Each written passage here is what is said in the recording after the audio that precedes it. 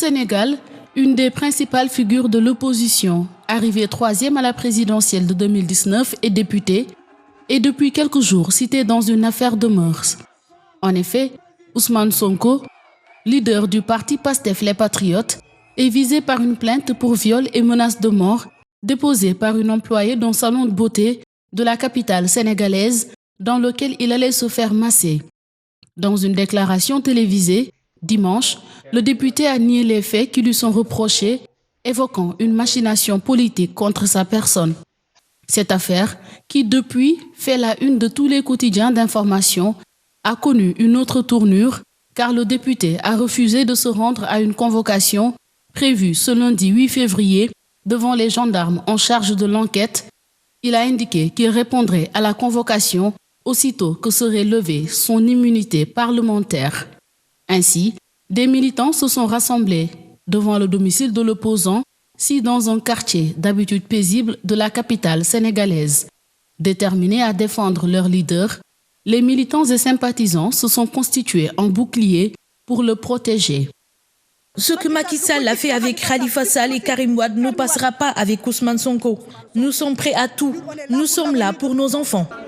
La jeunesse, s'il te tourne le dos, c'est peine perdue pour toi. Et on ne va pas se laisser faire.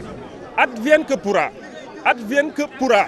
Et je persiste et je pèse bien mes mots. Je voudrais dire à Macky Sall très clairement, parce que là, je pense qu'il n'a pas encore compris que ce pays ne lui appartient pas, ce pays-là n'appartient pas à sa famille. Nous sommes Sénégalais, nous sommes nés ici, le pays nous appartient. Et le président Ousmane Sonko, c'est notre président. C'est notre président, c'est notre dernier espoir. Quelques heures après, les choses dégénèrent avec la présence des policiers face à des jeunes qui résistent.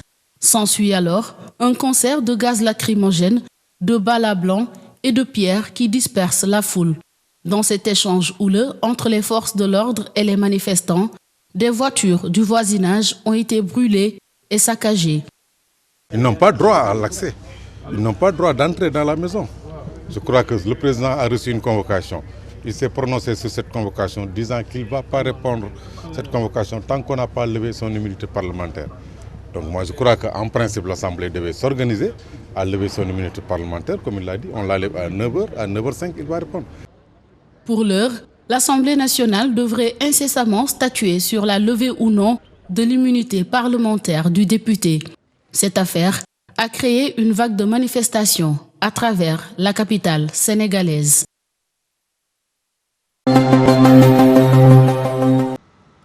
Le directeur général de l'Organisation mondiale de la santé, Tedros Ghebreyesus, a fait part de sa préoccupation suite à l'annonce par l'Afrique du Sud de suspendre temporairement le déploiement du vaccin Oxford AstraZeneca. Il s'exprimait lors d'une conférence de presse à Genève. Hier, l'Afrique du Sud a annoncé qu'elle suspendait temporairement le déploiement du vaccin Oxford AstraZeneca, après qu'une étude a montré qu'il était peu efficace pour prévenir une maladie légère à modérée, causée par une variante identifiée pour la première fois en Afrique du Sud. Cependant, il y a quelques mises en garde importantes, étant donné la taille limitée de l'échantillon de l'essai et le profil plus jeune et en meilleure santé des participants. Il est important de déterminer si le vaccin reste efficace pour prévenir des maladies plus graves. Le professeur Salim Abdoul Karim, coprésident du comité consultatif ministériel sud-africain sur la Covid-19, a déclaré que l'étude qui ne portait que sur les infections légères et modérées suscitait des inquiétudes. Mais cette étude qui ne portait que sur les infections légères et modérées a soulevé des inquiétudes, non pas parce que nous ne nous attendions pas à une diminution de l'activité, mais au niveau auquel elle a été diminuée. Et donc maintenant, nous ne sommes pas clairs et incertains sur l'efficacité du vaccin dans la prévention des hospitalisations et des maladies graves. Nous savons d'après l'essai global que le vaccin AstraZeneca est efficace contre d'autres variantes préexistantes. Nous ne sommes tout simplement pas convaincus de son efficacité contre la variante 51YV2. À ce jour, l'Afrique du Sud a comptabilisé près d'1 500 000 cas de coronavirus et plus de 46 473 décès. Le taux de mortalité est toutefois resté relativement faible, avec 92% de guérison. Les chercheurs d'AstraZeneca espèrent mettre au point une nouvelle vision du vaccin incluant la séquence du variant sud-africain d'ici l'automne prochain.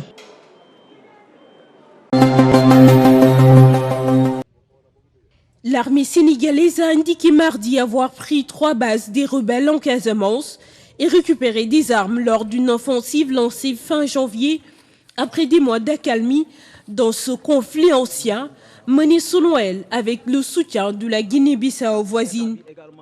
Ici, vous êtes dans la base de Badion, qui était le centre de gravité et vraiment la force du MFDC. Et ensuite, vous avez le camp de Sikoum qui représente le symbole, mais uniquement le symbole. Mais la force du MFDC était ici avec les 2 grands chefs rebelles que vous avez connus. Il y avait Compass et puis il y avait Poul. Les bases, relativement intactes, appartenaient au mouvement des forces démocratiques de Casamance qui mène depuis 1982 une rébellion indépendantiste armée, a dit le colonel Souleymane Kandé. Elles ont été capturées après des tirs d'artillerie précédant l'assaut donné par les forces terrestres soutenues par des avions et des hélicoptères, a précisé sous le couvert de l'anonymat un officier disant avoir participé au combat.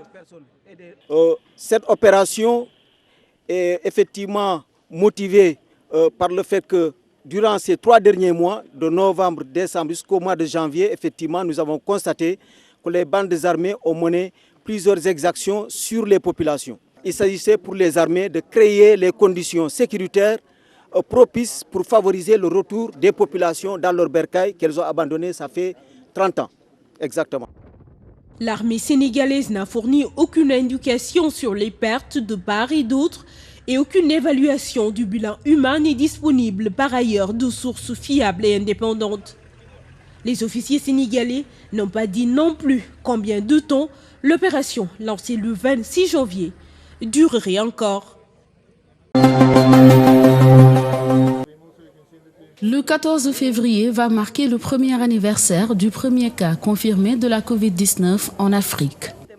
À l'approche de ce sombre anniversaire, la directrice régionale de l'OMS pour l'Afrique fait état du déploiement de la plateforme COVAX sur le continent et a confirmé que les responsables espèrent pouvoir fournir 96 millions de doses du vaccin AstraZeneca. Dans le cadre du déploiement du COVAX, il a été possible d'obtenir une partie du vaccin Pfizer pour un certain nombre de pays africains, de sorte que 4 pays sont sur le point de recevoir des livraisons. Ce n'est pas très vaste, mais cela nous permettra d'acquérir l'expérience de l'utilisation de ce vaccin. Quant au doute sur son efficacité, l'Organisation mondiale de la santé a finalement jugé mercredi que le vaccin d'AstraZeneca pouvait être administré aux plus de 65 ans et dans les pays où circulent des variants, en particulier les variants britanniques et sud-africains, identifiés comme plus contagieux. D'ici la fin de ce mois, nous aurons la liste des utilisations d'urgence du vaccin d'AstraZeneca, dont nous espérons pouvoir fournir 96 millions de doses à terme grâce à la plateforme COVAX.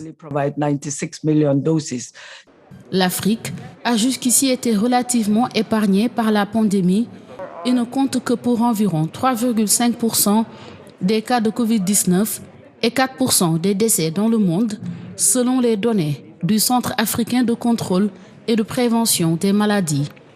Mais de nombreux pays africains font face actuellement à une seconde vague qui voit une accélération du nombre d'infections et se démènent pour tenter de se procurer suffisamment de doses de vaccins.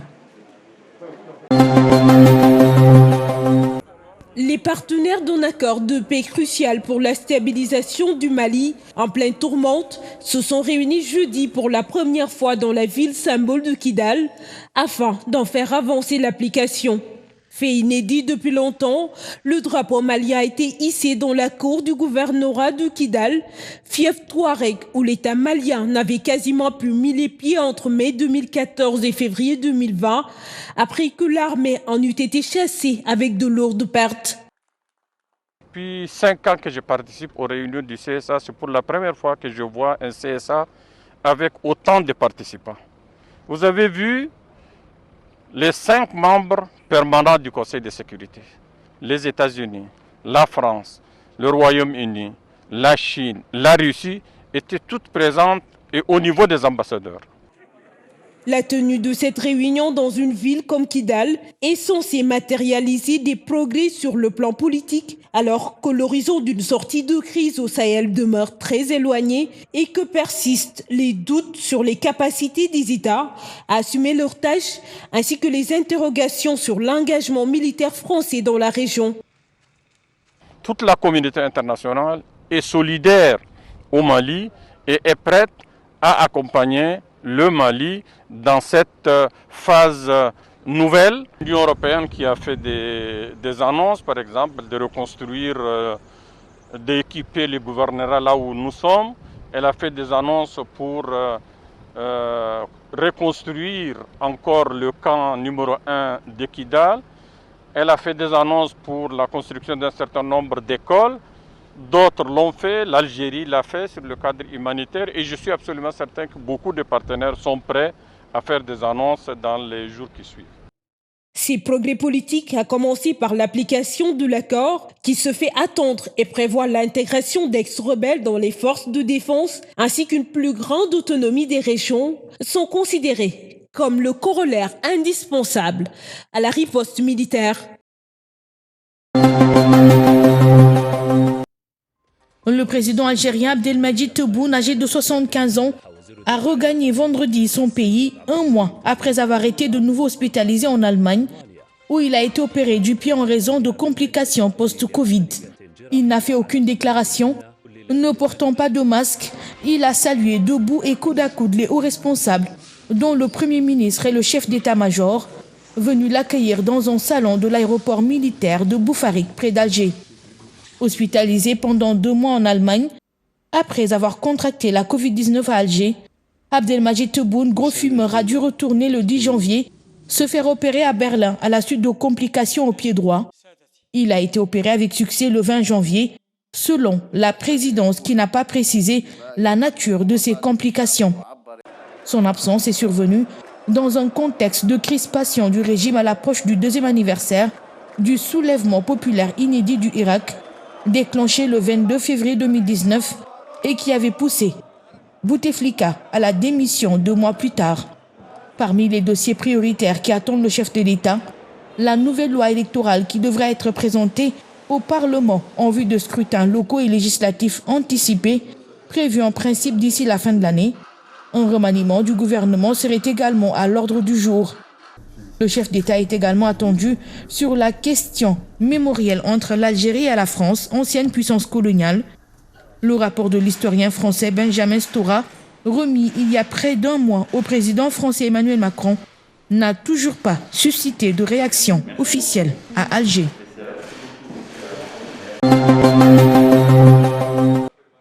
La Guinée est à nouveau en situation d'épidémie de fièvre hémorragique Ebola, 5 ans après la fin de la précédente épidémie.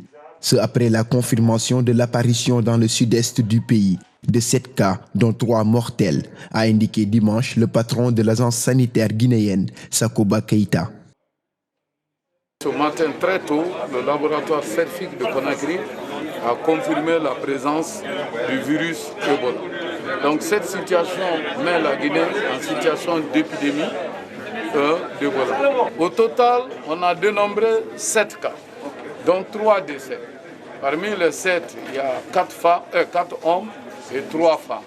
Et actuellement, il y a 3 qui sont isolés, 1 à Conakry et 2 à Zérékoudi. Il s'agit de la première résurgence signalée de la maladie en Afrique de l'Ouest, d'où était partie la pire épidémie de l'histoire du virus, qui avait fait plus de 11 300 morts entre 2013 et 2016. Un de nos citoyens qui est tombé malade, malheureusement qui a succombé, dont les enterrements ont eu lieu à Gouéké à partir du 1er février. Et malheureusement, certaines personnes qui ont pris part à cet enterrement, quelques jours après, ont commencé à eu des manifestations de diarrhée, vomissement, saignement et de la fièvre, dont les premiers échantillons ont été confirmés durant la journée du 12 février. Provoquant une fièvre brutale, des maux de tête, des vomissements et diarrhée, le virus Ebola a été identifié pour la première fois en 1976 au Zaïre, l'actuelle République démocratique du Congo. Depuis, ce virus pour lequel il existe 2 vaccins expérimentaux, mais aucun traitement curatif, a semé plusieurs fois la terreur en Afrique. Parti en décembre 2013 de Guinée forestière avant de se propager au Libéria et à la Sierra Leone voisin, l'épidémie en Afrique de l'Ouest s'était achevée en 2016 après avoir atteint 10 000 pays, dont l'Espagne et les États-Unis, provoquant plus de 11 300 morts pour quelques 28 600 cas recensés, à plus de 99% en Guinée, au Libéria et en Sierra Leone.